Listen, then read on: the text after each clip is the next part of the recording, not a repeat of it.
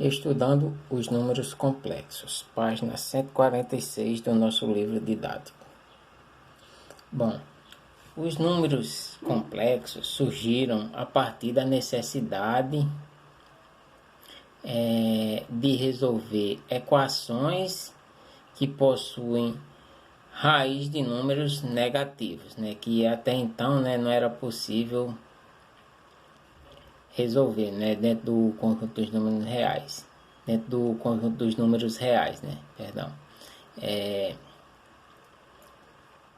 devido a essa necessidade aí criou-se o conjunto dos números complexos, que o conjunto dos números complexos, é uma extensão dos números do conjunto dos números reais. Então, já estudamos, que no conjunto dos números reais, numa equação desse tipo aqui, x ao quadrado mais a igual a zero, quando esse a é um número maior que zero, que ele passaria para o outro lado negativo, aí essa equação não possuiria solução aqui nos números reais, Então, não existe nenhum número real que elevado ao quadrado resulta em um número negativo. Então, a partir dessa necessidade, criou-se o conjunto dos números complexos. O conjunto dos números complexos como eu disse, é uma extensão do conjunto dos números reais, e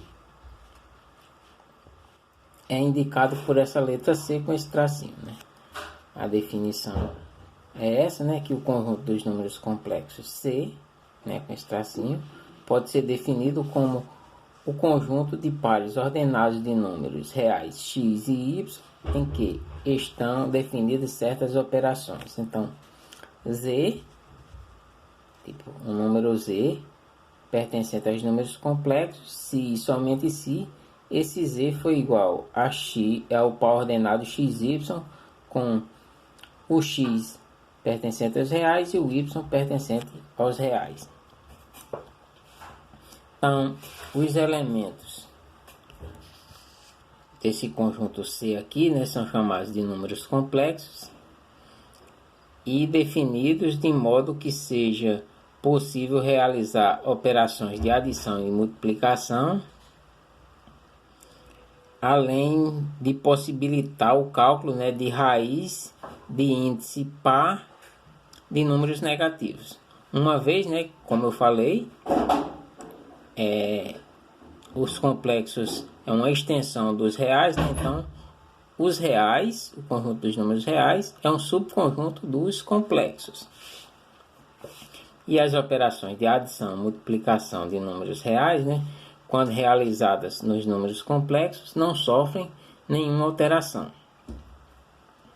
A representação algébrica de um número complexo, todo número complexo, Z igual ao par ordenado xy, pode ser representado algebricamente, Um número complexo Z pode ser representado da seguinte maneira, Z é igual a x mais yi, com esse x real, o y real, e i elevado a 2 é igual a menos 1, em que i é chamada de unidade imaginária.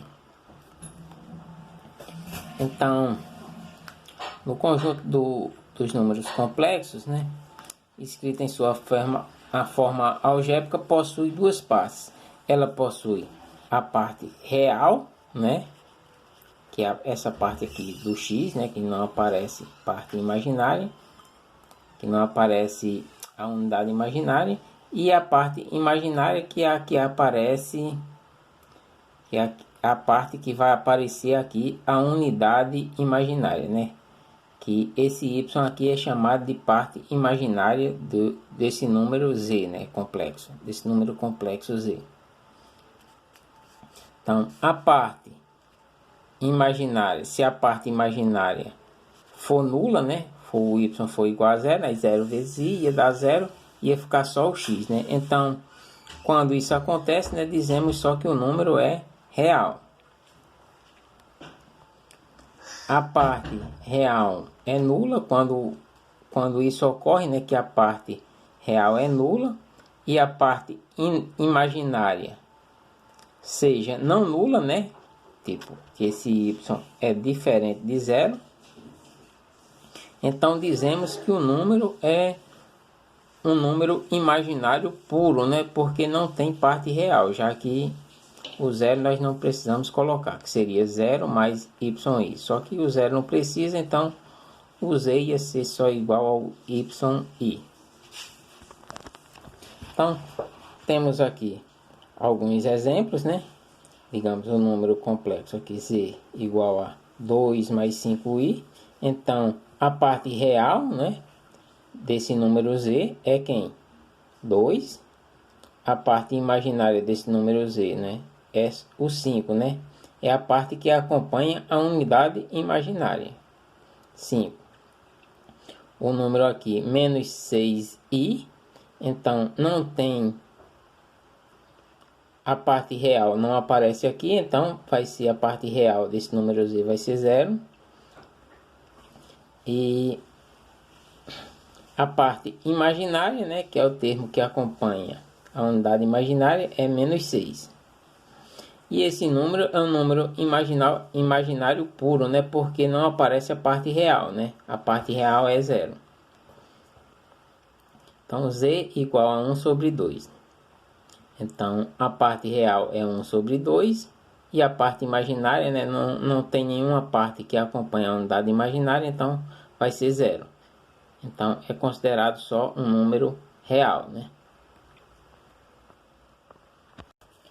A unidade imaginária i é quem indica uma raiz de índice par de um número negativo no conjunto C, né? Exemplo aqui, na equação x² mais 9 igual a 0, né? Teríamos o quê?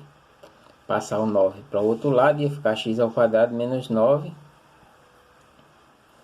né? Aí x está elevado ao quadrado, ia passar a raiz quadrada para o outro lado, né? Vai ser igual a mais ou menos a raiz quadrada de menos 9. Então, x igual a mais ou menos a raiz de menos 9, né? Só que, quem é menos 9? Menos 9 é a mesma coisa que eu ter 9 vezes menos 1, né? Então, x vai ser igual a mais ou menos a raiz quadrada de 9 vezes menos 1, né? Aí, só que menos 1, pela definição dos números complexos, é quem? É que temos até aqui. Menos i ao quadrado é igual a menos 1. Ou, né, menos 1 é igual a i ao quadrado. Então, podemos substituir aqui o menos 1 por i ao quadrado, né? Então, vamos ter que x vai ser mais ou menos 9 vezes menos 1 é a mesma coisa que eu ter i ao quadrado. Então, o x vai ser igual a mais ou menos a raiz, podemos já tirar, né? Raiz quadrada de 9, isso é a mesma coisa que eu ter isso, né? Raiz quadrada de 9 vezes a raiz quadrada de i ao quadrado. Então, x vai ser igual a mais ou menos raiz quadrada de 9, 3. Raiz quadrada de i ao quadrado, eu cancelo esse 2 com o índice da raiz, aí sai para fora só o i. Então, x vai ser mais ou menos 3i. Então, podemos chamar o x1 aqui de 3i e o x2 de menos 3i.